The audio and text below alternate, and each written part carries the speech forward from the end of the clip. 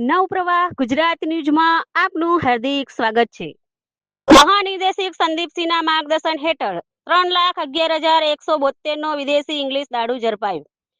કારમાં ભરીને લઈ જવાતો ગેરકાયદેસર ભારતીય બનાવટી વિદેશી દારૂની બોટલ નંગ 1236 કિંમત ₹3,11,172નો પ્રોહી મુદ્દામાલ કબજે કરી પ્રોહી ગણના પાત્ર કેસ શોધી કાઢી લોકલ ક્રાઇમ બ્રાન્ચ વડોદરા।